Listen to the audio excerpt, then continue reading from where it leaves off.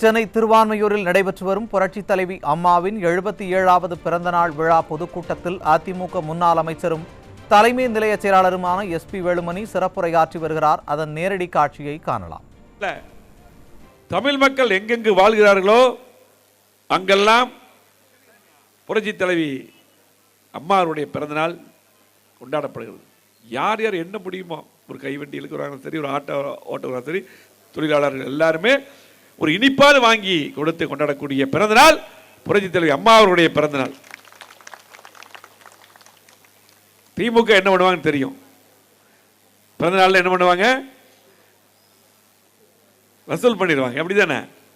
நம்முடைய தோழர்கள் அதே போல தொண்டர்கள் என்ன முடியுதோ அது ஏழைகளுக்கு கொடுத்து, ஏன்னா அந்த வழியில் வந்தவர்கள் நான் கொடுத்து கொடுத்து சிவந்த கரனுக்கு சொந்தக்காரர் புரட்சித் தலைவர் எம்ஜிஆர் வாரிசாக இன்றைக்கு புரட்சித் தலைவி அம்மா, இன்றைக்கு இந்த கழகத்தை காத்து அம்மா அவர்கள் தலைவருடைய வாரிசாக எடப்பாடியார். ஆகவே இன்றைக்கு இந்த பிறந்த நாளில் உங்களை எல்லாம், அது இந்த மாவட்டத்தில் நான் பார்த்தீங்கன்னா அதிகமாக எங்கள் மாவட்டம் சென்னைக்குன்னா பார்த்தீங்கன்னா திருவொற்றியூர், ஒரு சில மாவட்டங்கள், அதே போல் கந்தனுடைய மாவட்டத்தில் ஒரு சில மாவட்டத்தில் நான் போய் காஞ்சிபுரம் போய் சில பேசியிருக்கிறேன். இது பொதுச்சேரே பார்த்தீங்கன்னா இந்த மாவட்டத்துக்கு போய் பேசணும்னு சொல்லி போட்டு அசோக் கேட்டிருப்பார், ஒன்றைக்கு அறிவிச்சிருக்கேன். ஆக உங்களை எல்லாம் சந்தித்தது எனக்கு மிகப்பெரிய மகிழ்ச்சி. அது மட்டும் இல்லை, இந்த கழகத்திலே நம்மெல்லாம் இருக்கிறது ஒரு பெருமை. அனைத்து இந்திய அண்ணா திராவிட முன்னேற்ற கழகம் சாதாரண இயக்கம் கிடையாது, ஒரு அற்புதமான இயக்கம். அற்புதமான நேரத்தில் இந்த இயக்கத்தை ஆரம்பித்த ஒப்பற்ற தலைவர், வெற்றியை மட்டுமே கண்ட தலைவன் புரட்சித் தலைவர் எம்ஜிஆர். அற்புதமான தலைவர். இந்த தலைவர் வீதியில் வந்தா அப்பெல்லாம் சொல்லியிருக்காங்க, என்னோட தந்தை 72 தாமரக்கொடி ஏற்றியவர். பார்த்தீங்கன்னா தலைவர் கட்சி ஆரம்பிக்கும் போது திமுக பிரிந்து தலைவர் கூட கட்சி ஆரம்பிச்சு என்னுடைய தந்தையெல்லாம் அவங்களாம் சொல்லி கேட்டிருக்கணும். பார்த்தீங்கன்னா 3 நாளுக்கு முன்னாடியே ரோட்டில் வந்துடுவாங்க. தலைவர் வர்றாங்கன்னா 3 நாளைக்கு முன்னாடியே சாப்பாடெல்லாம் எடுத்துட்டு ரோட்லேயே படுத்துருவாங்க தலைவர் முகத்தை பார்க்கறதுக்காக. அப்படிப்பட்ட தலைவர் ஏழைகளுக்காக, ஏழை மக்களுக்காக சத்துணவு திட்டம் போன்ற அற்புதமான திட்டங்கள் எல்லாம் கொடுத்து, குடிசைக்கு ஒரு விளக்கு, விஓவெல்லாம் அப்போ கிடையாது, உங்களுக்கு மணியம் தான் இருந்தது, அதையெல்லாம் போட்டு ஏழைகளுடைய பசியையும் ஏழைகளுடைய வறுமையை உணர்ந்து அற்புதமான ஆட்சி நடத்தி வெற்றியை மட்டுமே பார்த்த தலைவர்னா புரட்சித் தலைவர் எம்ஜிஆர் அவர்கள். 72 கழகத்திலே ஆரம்பித்து திண்டுக்கல் இடைத்தேர்தல் மிகப்பெரிய வெற்றி. அதுக்கு பின்னால் சட்டமன்ற கோவை இடைத்தேர்தலில் மேற்கில் அரங்கநாயகி வெற்றி, திண்டுக்கல்ல மாயத்தேவருக்கு பின்னால் 77 முதலாக பொதுத் தேர்தலை சந்தித்து மிகப்பெரிய வெற்றி பெற்று முதலமைச்சராக பொறுப்பேற்றார். அதுக்கு பின்னால் தலைவர் மறையும் வரை வெற்றி மட்டுமே பார்த்த தலைவர். அது மட்டுமல்ல, அமெரிக்காவிலே மருத்துவமனையில் படுத்துக்கொண்டு ஜெயித்த தலைவர், வெற்றி பெற்ற தலைவர் நம்முடைய தலைவர் எம்ஜிஆர் அவர்கள். இயக்கம் சாதாரண இயக்கம். அற்புதமான நேரத்தில் நம்ம தலைவர் ஆரம்பிச்சிருக்க அந்த இயக்கத்தை நிறைய பேர் சொல்லலாம். நிறைய பத்திரிகை நண்பர்கள்லாம் வந்திருக்கிறீங்க. பிற பத்திரிகை கொஞ்சம் மாறி, என்னுடைய பொதுச்செயலாளர் கொஞ்சம் அப்படியே கொஞ்சம் மாறி, ஏன்னா ஆட்சிக்கு வந்துடும் சொல்லி இப்போ கொஞ்சம் கொஞ்சம் மாற்றி போடுறாங்க. ஏனென்றால் அவரும் ஒன்றும் பிரச்சனை இல்லை, நம்ம இருக்கும்போது பத்திரிகை சுதந்திரம் இருந்தது, இன்னைக்கு சுதந்திரம் இல்லை, அதுதான் ஒன்று. இன்றைக்கு புரட்சித் தலைவர் எம்ஜிஆர் மறைந்த பின்னால் 17 லட்சம் உறுப்பினராக இருந்த இந்த இயக்கத்தை, தலைவர் ஆரம்பித்த இயக்கத்தை 1.5 கோடி உறுப்பினராக வளர்த்து, பிரிந்த இயக்கத்தை சேர்த்து இரட்டை சட்டத்தை மீட்டு மீண்டும் ஆட்சியில் அமர வைத்தது புரட்சித் தலைவி அம்மா அவர்கள். அற்புதமான திட்டங்கள் புரட்சித் தலைவி அம்மா அவர்களை பொறுத்தளவுக்கு எத்தனை திட்டங்களை கொடுத்தாங்க உங்களுக்கெல்லாம் தெரியும், சொல்லிட்டே போலாம். காலனியிலிருந்து மடிக்கணினி வரை திட்டங்கள். ஒவ்வொரு வீட்டிலும் இன்னைக்கு அம்மா அவர்கள் மறைந்தாலும் கூட ஒவ்வொரு வீட்டிலும் திட்டங்கள் மூலம் வாழ்ந்து கொண்டிருக்கிறார்கள். விலையில்லாத அரிசி, மடிக்கணினி, தாலிக்கு தங்கம். அது மட்டுமல்ல, இன்னைக்கு பார்த்தீங்கன்னா அம்மா பரிசு பெட்டகம், மிக்சி, கிரைண்டர், ஃபேன், சொல்லிட்டே போலாம். பார்த்து பார்த்து திட்டங்கள் தந்தது புரட்சித் தலைவி அம்மா. அது மட்டும் இல்ல, இந்த இயக்கத்தில் நாமெல்லாம் இருக்கிறோன்னா அது மிகப்பெரிய பெருமை. எதுக்கு சொல்றேன்னா, அதிமுக பொன்விழா கண்ட இயக்கம். கிட்டத்தட்ட 53 54 ஆண்டுகள் ஆயிடுச்சு. பொன்விழா கண்ட இயக்கம் சாதாரண இயக்கமா? 31 ஆண்டுகள் ஆளுங்கட்சியா இருந்திருக்கிறோம். 31 ஆண்டுகள் தமிழ்நாட்டுடைய உரிமையை மீட்டெடுத்த இயக்கம் அதிமுக. யாரும் மறக்கக்கூடாது. இந்த இயக்கத்தில் பார்த்தீங்கன்னா இளைஞர்கள் நிறைய இருக்காங்க. உண்மையாலுமே அசோக் பாராட்டலாம் நிறைய இருக்காங்க. பகுதி செயலாளருங்க, மாவட்ட செயலாளருங்க, அத்தனை நிர்வாகிகள், பேர எல்லாத்தையும் பாராட்டுறோம். நான் வரும்போதே பார்த்தோம், நிறைய இளைஞர்கள் இருக்காங்க. இவங்கெல்லாம் பாராட்டுறோம். ஆகவே இந்த இளைஞர்கள்லாம் நீங்கள் சொல்லுங்க உங்கள் நண்பர்களுக்கு. மற்ற இந்த இயக்கத்தில் இருக்கிறதா பெருமை. எத்தனையோ பேர் வருவாங்க, கட்சி ஆரம்பிப்பாங்க. இந்த இயக்கம் சாதாரண இயக்கம் இல்லை. இந்த இயக்கம் வருவர்களை வாழ வைக்கக்கூடிய இயக்கம். அது மட்டும் இல்லை, 31 ஆண்டுகள்னா அதிகமான திட்டங்கள் மட்டுமல்ல. இன்னைக்கு புரட்சி எம்ஜிஆர், அம்மா, எடப்பாடியார் 4 வருடம் 2 மாதம் அற்புதமான ஆட்சி தந்தவர் எடப்பாடியார் அவர்கள். ஒரு கிராமத்திலே பிறந்தவர். இவர் முதலமைச்சர் ஆயிருக்காரு. இவர் 2 மாசம் தாங்க வரா, 3 மாசம் தாங்க வரா, 4 மாசம் தாங்க வரா. நாங்கள் எடப்பாடி முதலமைச்சர் நாங்கெல்லாம் கூட இருக்கிறோம். இப்படி எல்லாம் பேசுனாங்க, ஊடகங்கள்லாம் நிறைய பேசுனாங்க. திமுக என்னென்ன சதி பண்ணாங்க நல்லா தெரியும். ஆனால் 4 வருடம் 2 மாதம் அற்புதமான ஆட்சி தந்து அம்மா தந்த திட்டங்கள் மட்டுமல்ல, மக்களுக்கு தேவையான திட்டங்கள் தந்தது எடப்பாடியார். ஒரு விவசாய குடும்பத்தில் பிறந்த, ஒரு கிராமத்தில் பிறந்தவர், உங்களை போல ஒரு கிளை செயலாளராக இருந்தவர், இன்னைக்கு பொதுச் செயலாளராக இருக்கார். எந்த கட்சியில் முடியுமா? அதிமுக முடியும். இளைஞர்கள் எல்லாம் சிந்தித்து பார்க்கணும். அதிமுக தான் முடியும். அதே போல இங்க உங்களை போல ஒரு கிளை செயலாளர் இங்க கூட்டம் கேட்டு அவர் இன்னைக்கு முதலமைச்சராக முடியுமா? முடியும். அதிமுக முடியும். ஆகவே இன்னைக்கு கேட்ட திட்டங்களை எல்லாம் கொடுத்தார் எடப்பாடியார். தமிழ்நாடு முழுவதும் இன்றைக்கும் முதலமைச்சர் மு.க. ஸ்டாலின் அவர்கள் திறந்து வைக்கக்கூடிய திட்டங்கள் எல்லாம் எடப்பாடியார் நிதி ஒதுக்கி கொண்டு திட்டங்கள் தான் அவர் திறந்து வச்சிட்டு இருக்கார். 4 வருஷத்துல எந்த திட்டமே செய்யல. எடப்பாடியார் சொன்னாங்க எப்படி ஆட்சி நடத்த போனார். ஆனால் நீட் என்று சொல்லி திராவிட முன்னேற்றங்கள் இன்றைக்கும் ஏமாத்திட்டு இருக்காங்க. ஆனால் 7.5% இடஒதுக்கீடு கொண்டு வந்து அரசு பள்ளியில் படிக்கின்ற மாணவ மாணவிகளுக்கெல்லாம் இன்றைக்கு 600க்கு மேற்பட்டவர்கள் எம்பிபிஎஸ் பிடிஎஸ் படிக்கிறாங்க. எடப்பாடியார் தான காரணம். எவ்வளவு திட்டங்களை கொடுத்தார். சென்னை மாநகராட்சியில் கேட்ட திட்டங்கள்லாம் அம்மா அவர்களும் எடப்பாடியார், நான் உள்ளாட்சித்துறை அமைச்சராக இருக்கும்போது அதிகமான சாலைகள், குடிநீரை பற்றி பேசிட்டு இருந்தாங்க. அசோக் பேசுறான்னு நினைக்கிறேன். அதே போல ஜெயவர்தன் பேசுறாங்க குடிநீர் பற்றி எல்லாம். இன்றைக்கு சென்னைக்கு வந்து உங்களுக்கு தெரியும், எல்லா ஏரியிலிருந்து தான் குடிநீர் வரும். தெலுங்குங்க திட்டத்தில் தலைவர் கொண்டு வந்த திட்டம், அதிலிருந்து ஏரிக்கு தண்ணி வந்து ஆந்திராவிலேருந்து அதுக்கப்புறம் நமக்கு தண்ணி வரும். மழை பெய்யும் போது சோர்ஸ் வரும். ஆனால் கடுமையான வறட்சி வந்தது. நம்முடைய ஆட்சி நடக்கும் போது கடுமையான வறட்சி வந்தது, கடுமையான புயல் வந்தது, கடுமையான மழை சேதம் வந்தது, கஜா புயல், வர்தா புயல், எத்தனையோ வந்தது. இதையெல்லாம் தாங்கிக் கொண்டு அற்புதமான ஆட்சி திட்டங்கள் தந்தது அதிமுக, எடப்பாடியார் அம்மா அவர். திமுக ஆட்சியில் ஒண்ணுமே வரல. சாதாரண மழைக்கே இன்னைக்கு என்ன சூழ்நிலை தெரியும். ஆனால் சென்னைக்கு வந்து பார்த்தீங்கன்னா ஏரிகள் இருந்தால் குடிநீர். ஆனால் ஒரு கடுமையான ஒரு வறட்சி வந்தது. குடிநீர் பிரச்சனைலாம் வரும்பொழுது கூட இப்போ நான் அமைச்சராக இருக்கேன். இப்போ எடப்பாடி எல்லாம் கொஞ்சம் பேசும் பொழுது கிட்டத்தட்ட சென்னைக்கு மட்டும் நம்முடைய ஜெயவர்தன் பேசும்போது சொன்னார், அசோக் பேசும்போது பேசினார். அவங்க எம்எல்ஏ இருக்கார், எம்பியாக இருந்திருக்கார். அதாவது கொடுங்கையூரில் 100 எம்எல்டி, அதே போல் பார்த்தீங்கன்னா இன்றைக்கு பேரூர் அங்கே வந்து 400 எம்எல்டி போட்டிருக்கிறோம். 400 எம்எல்டி இன்றைக்கி அந்த பிளான் போட்டிருக்கிறோம். அதுக்கப்புறம் பார்த்தீங்கன்னா 150 எம்எல்டி ஒன்று, 100 எம்எல்டி ஒன்று. அதே போல் கோயம்பேடு கொடுங்கையூரில் இந்த கழிவுநீர் சுத்திகரிச்சு அதில் 120 எம்எல்டி. அதை நம்ம இருக்கும்போது தான் பண்ணோம். அந்த தண்ணியே வந்து சிங்கப்பூர் போல குடிக்கிறது போல அந்த தண்ணியை கொண்டு வந்தோம். நான் அமைச்சர் இருக்கும்போது நான் குடிச்சே காமிச்சேன் அந்த தண்ணியை. 870 எம்எல்டி சென்னை மாநகருக்கு மொத்தமாக பார்த்தீங்கன்னா 1300 எம்எல்டி தரணும். கிட்டத்தட்ட 850 எம்எல்டி தான் இப்போ கொடுத்துருக்காங்க. 850 எம்எல்டி கொடுக்குறாங்க. 870 எம்எல்டி முழுமையாக ஏரி தண்ணியே இல்லாட்டி மழையே பெய்யாட்டி கூட இன்னைக்கு தண்ணி கொடுக்கக்கூடிய நிலையை உருவாக்கியது அதிமுக ஆட்சி. மறக்கூடாது சென்னை மக்களுக்கு. இந்த மாதிரி ஏதாவது ஒரு திட்டம் சொல்லுங்க பார்க்கலாம். திமுக நீங்க மேல ஓட்டு சொல்லுங்க, ஏதாவது ஒரு திட்டம். எந்த திட்டமே தராம, எந்த திட்டமே கூட 4 வருஷத்தை முடிச்சிட்டாங்க. அதான் பெரிய ஆச்சரியம்.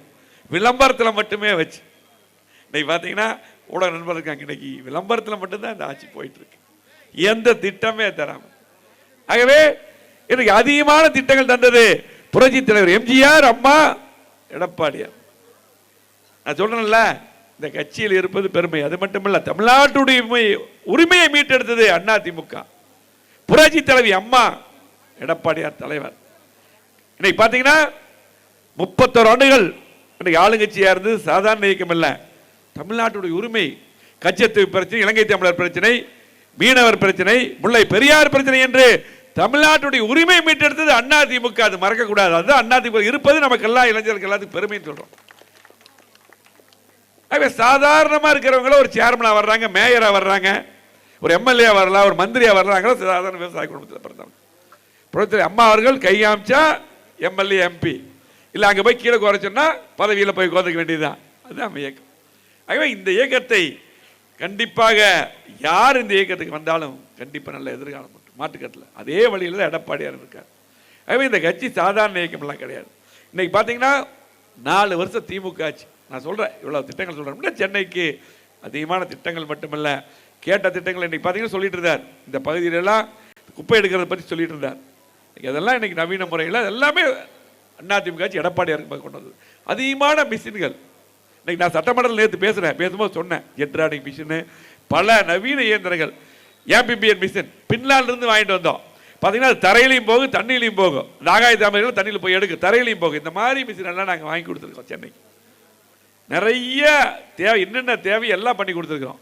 அது மட்டுமே, ஒரு புயல் வந்தால் போதும், அப்போ வருவாய்த்துறை அமைச்சராக எடப்பாடி உதயகுமார் போய் உட்காந்துக்குவார், ஃபுல்லாக ரன் அடிப்பா. கஜா புயல்லாம் வந்தபோது 1 மாதம் நாங்கள் இருந்தோம் அந்த பகுதியில். நாகப்பட்டினம் நான் இன்சார்ஜ்.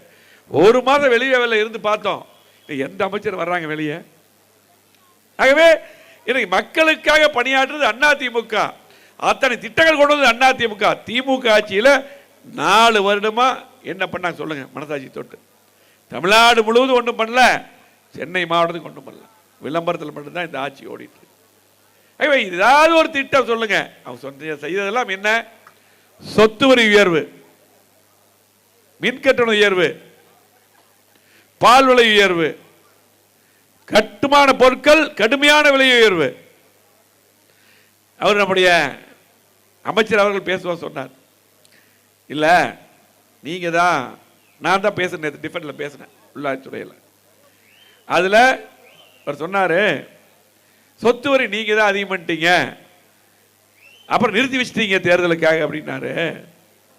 சொத்து வரி அப்ப இருக்கக்கூடிய அதிகாரிகள், சீஃப் செக்ரட்டரி, அதிகாரிகள், செக்ரட்டரி எல்லாருமே, உள்ளாட்சித்துறை செக்ரட்டரி எல்லாருமே, முதலமைச்சருடைய ரவிமணி நடக்குது, எங்களுடைய துறை நடக்குது, எல்லாம் அதிகம் பண்ணி கொண்டு வந்தாங்க. அப்ப எடப்பாடியார் சொன்னார், நான் சொத்து வரி உயர்த்த மாட்டேன், உயர்த்தக்கூடாது, எல்லாம் போட்டு கொண்டு வந்தாங்க.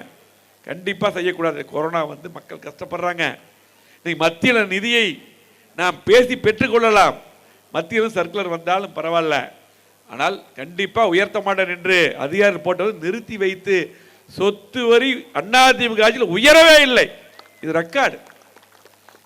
சொன்னார், நீங்க கொண்டு வந்தீங்க, நாங்கள் உயர்த்திக்கிட்டோம் அப்படின்ட்டு. எதனால உயர்த்தோம்னா, மத்திய அரசு வந்து எங்களுக்கு சர்க்குலர் அனுப்பி நிதியெல்லாம் தரமாட்டேங்கன்னு சொல்றாங்க. அதனால மத்திய அரசு சொன்னா நீங்க எதுவுமே கேட்க மாட்டேன்னு சொல்லி எப்பவுமே சொல்லிட்டு இருக்கிறீங்க. மத்திய அரசு சொன்னா எதுவுமே நாங்க கேட்க மாட்டோம், நாங்க பயங்கர தைரியசாலிங்க, நாங்க என்ன வேணாலும் பண்ணுவாங்கிறீங்க. ஆனா சொத்து வரி மக்களுக்கு வரி போடல மட்டும் மத்திய அரசு சொல்லிட்டாங்க, நாங்க போறோம், மத்திய அரசு மேல தூக்கி பழி போறோம். இது எப்படி நியாயமா இருக்கும்? ஆகவே இன்னைக்கு இவங்க எல்லாமே அதிகமான விலை வரும். அது மட்டுமல்ல, இன்னைக்கு சட்ட ஒழுங்கு எடுத்துங்க, சட்ட ஒழுங்கு எப்படி இருக்கு? இங்க பார்த்தால் கஞ்சா வைக்கிறோம். இன்னைக்கு யாருக்கும் சகோதரிகளுக்கு, தாய்மார்களுக்கு பாதுகாப்பு இல்லை, எங்க போனாலும் திருட்டு. இன்னைக்கு அதிமுக ஆட்சியில் புரட்சி தலைவர் அம்மா இருக்கும்போது, எடப்பாடியார் இருக்கும்போதும், சென்னையில் ஒரு போலீஸ் ஸ்டேஷனும், கோயம்புத்தூர் போலீஸ் ஸ்டேஷனும் இந்தியாவிலே நம்பர் 1 போலீஸ் ஸ்டேஷனா விருது வாங்கினாங்க. சட்ட ஒழுங்கு கட்டுக்கோப்பா இருந்தது. எப்படி இருக்குது? எந்த காவல்துறையும் பார்த்தீங்கன்னா அவங்கள வேலை செய்ய விடுறதில்லை திமுக. அதிமுக ஆட்சியில் அதிமுக பார்த்தீங்கன்னா வட்ட செயலாளர் இருப்பாங்க, எல்லா பொறுப்பாளர் இருப்பாங்க, பகுதி செயலாளர் எல்லாம் இருப்பாங்க, யாரும் போலீஸ் தொந்தரவு விட மாட்டாங்க. பொதுமக்களுக்கு பணியாற்ற தான் நீங்க உங்களுக்கு பொதுமக்களுடைய வரிப்பணத்தை சம்பளம் வாங்கக்கூடிய போலீஸ் பொதுமக்களுக்கு பணியாற்றணும், யாரும் தொந்தரவு பண்ண மாட்டாங்க. ஆனால் திமுக ஆட்சியில் இன்னைக்கு யாருடைய கைக்குள்ளே எந்த போலீஸ்காரையும் நிம்மதியாக வேலை செய்ய விடுறதில்லை. அவங்க செஞ்சா எல்லாமே திருட்டு தடுப்பாங்க, எல்லா வேலையும் பண்ணுவாங்க. எங்கே விடுறாங்க? இதுதான் நிலை. ஆகவே காவல்துறை பொறுத்தளவுக்கு எங்கே மாற்றி போனாலும் நீங்கள் இன்ஸ்பெக்டரு, சப் இன்ஸ்பெக்டரு, ஏசி எல்லாமே அசிஸ்டன்ட் கமிஷனர் எல்லாமே தான். ஆகவே எங்கே போனாலும் ட்ரான்ஸ்ஃபர் தான் பண்ண முடியும். ஆகவே நீ யாரும் கவலைப்படாமல் மக்களுக்காக பணியாற்ற வேண்டும். அப்படி நிறைய சில காவல்துறை இருக்காங்க. ஆனால் அதிகமான பேர் பார்த்தீங்கன்னா இன்னைக்கு அவர் என்ன சொல்றாங்க அப்படி கேட்டு போகிறாங்க. தயவு செஞ்சு மாறிங்க, ஒரு வருஷம்தான், ஒரு வருடத்தில் அதிமுக ஆட்சி மறந்துடாதீங்க. எடப்பாடி முதலமைச்சர் வருவார். இன்னைக்கு மக்கள் தெளிவாக இருக்காங்க. இன்னைக்கு பார்த்தீங்கன்னா மக்கள் தெளிவாக இருக்கிறார்கள். எந்த திட்டம் தராமல் இன்னைக்கு 4 வருடமாக இந்த ஆட்சி நடந்து கொண்டிருக்கிறது. இன்னைக்கு எல்லாம் உங்களுக்கு தெரியும். இன்னைக்கு எல்லாமே எங்க பார்த்தாலும் இன்னைக்கு பார்த்து ஒரு நாளைக்கு எத்தனை கொலை நடக்குது, ஒரு நாளைக்கு எத்தனை கொலை நடக்குது பாருங்க. இன்னைக்கு அத்தனை கொலைகள் நடக்குது. அதே போல பார்த்தீங்கன்னா பெண்களுக்கு எங்கே போனாலும் பாதுகாப்பு. இன்னைக்கு பார்த்தீங்கன்னா சாதாரண சின்ன வயது 7 வயது 8 வயது பொண்ணுலேருந்து இன்னைக்கு 60-70 வயது பெரியவர்கள் தாய்மார்களுக்கெல்லாம் பாதுகாப்பு. அந்த மாதிரி ஒரு மோசமான சூழ்நிலை எப்பவுமே இப்படி இருந்தது. நான் இன்னொன்று கேட்டுங்க, நிறைய பத்திரிகையாளர்கள் நிறைய பார்த்தீங்கன்னா இன்னைக்கு பார்த்தீங்கன்னா நிறைய பேர் நிறைய சேனல், ஒரு சில பேர் கரெக்டாக இருப்பாங்க. யூடியூப் சேனல்கள் பத்திரிகையாளர்கள்லாம் பார்த்தீங்கன்னா இந்த ஆட்சி என்ன பண்ணாலும் அப்படியே அவங்க பக்கமே தான் இருக்காங்க. சாயங்காலம்னா ஒரு 4 பேர் இருந்து உட்காந்துக்குவாங்க டிவியில், நம்மளை பற்றி மட்டும்தான் பேசுவாங்க, அதிமுக பற்றி தான் பேசுவாங்க. திமுக செய்யறது ஒன்றுமே பேச மாட்டாங்க, அதிமுக மட்டும்தான் பேசுவாங்க. ஆனால் நீங்கள் சொல்லுங்க, நாடாளுமன்ற தேர்தலை ஆட்சியில் இருக்கும்போது நம்மளை பற்றி தான் பேசுறாங்க. இன்னைக்கு நம்ம நாடாளுமன்ற தேர்தலை வச்சு நிறைய பேசிட்டு இருக்காங்க. நாடாளுமன்ற தேர்தலில் கணக்கில் கிடையாது, அது மத்தியில். சட்டமன்ற தேர்தல் என்று வந்துவிட்டால் அதிமுக தான் வாக்களிப்பாங்க. எழுதி வச்சுங்க. சட்டமன்ற தேர்தலுக்கு எப்பொழுதுமே இதுவரை சரிதை திரும்பி பாருங்க. அதிமுக சாதாரண இயக்கம் எல்லாம் கிடையாது, மிகப்பெரிய வெற்றி பெற்ற இயக்கம், அதிகமான திட்டங்கள் இருந்த இயக்கம். இன்னும் ஒன்று சொல்றோம், இதுக்கு முன்னாடி 91 எவ்வளவு டைம் இருக்கு? 5 நிமிஷம் இருக்கா? சரி, முடிச்சு 91 பாத்தீங்கன்னா 91 திமுக எவ்வளவு ஜெயிச்சது?